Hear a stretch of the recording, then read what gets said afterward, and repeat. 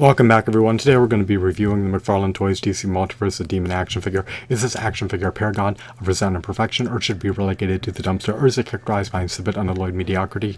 The form of quantity score, I'd have to raise this action figure to be a 7 out of 10. Is it meritorious? Is it stupendous? Does it hit all cylinders? Yes.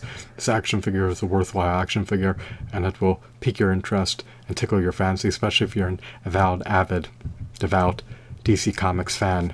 This action figure, as you guys unequivocally know, emulates his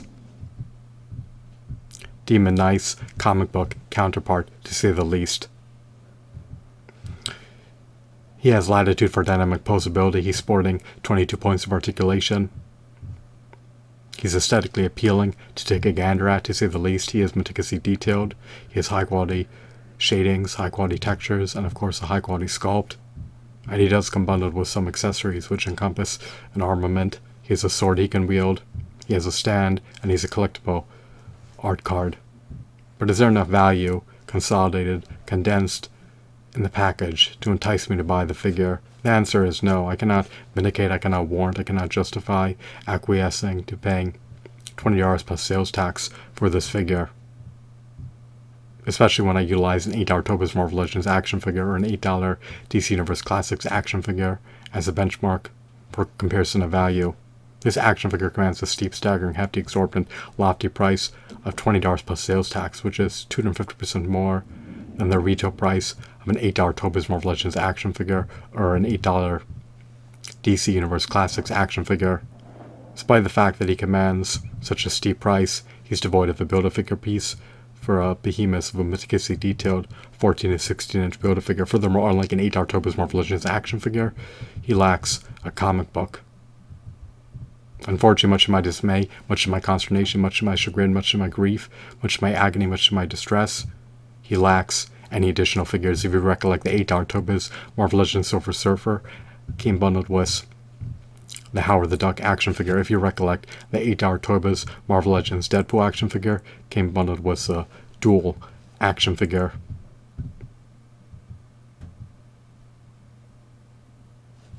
But unfortunately, in this context, the Demon action figure does not come bundled with any additional figures. He also has semi-open hands, weapon-wielding hands. I would have preferred if he had fisted hands so that he could have pummeled his adversaries to death. I do like his design. It is aesthetically appealing to take a gander at. I do love his deco. It's quite ornate, to say the least. He looks like he's poised for battle and ready and rearing to wreak havoc against his adversaries and give them a much-needed trouncing. He's a stoic, menacing character, to say the least. Is he neutral? Perhaps. I'm not too acclimated with this character's lore. Nonetheless, I cannot rate him any higher than 7 out of 10. Because he's devoid of a Build-A-Figure piece. He lacks additional figures. He lacks a comic book. He also lacks DVDs. At the steep price point of $20 plus sales tax, he should come bundled with additional figures, a multitude of Build-A-Figure pieces, additional accessories, beyond the aforementioned accessories, as well as DC Comics movies and DC Comics TV series, such as the Justice League or Justice League Unlimited or the Flash or the Arrow. There's just not enough integrated, there's not enough consolidated into the packaging for me to vindicate splurging on buying this figure. If you're a hardcore DC fan, you will deem this figure to be appealing, but when I utilize an $8 Tobas Marvel Legends action figure as a benchmark for comparison of value, or an $8 DC Universe Classics action figure as a benchmark for comparison of value, I just cannot vindicate buying this figure for $20 plus sales tax. Hopefully the price will precipitously plunge in the pending future, but that's not to transpire.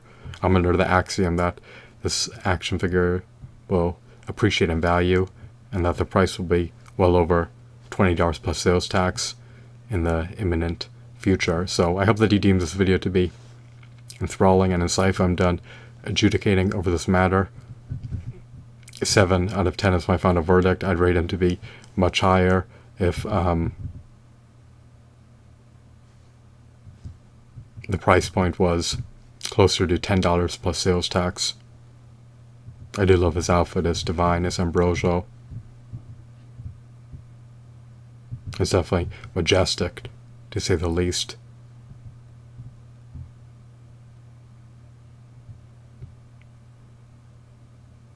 I love his scales. I love his silver armor. I love his sword.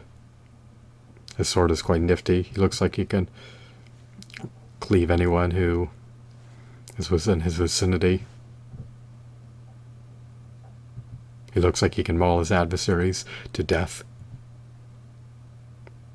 He can probably impale them with his horns and scorch them by discharging fire from his mouth. So he's quite an intimidating adversary, to say the least. He's quite formidable, to say the least. So 7 out of 10 is my final review score. I hope that you deem this video to be engrossing. Have a blissful night. Goodbye.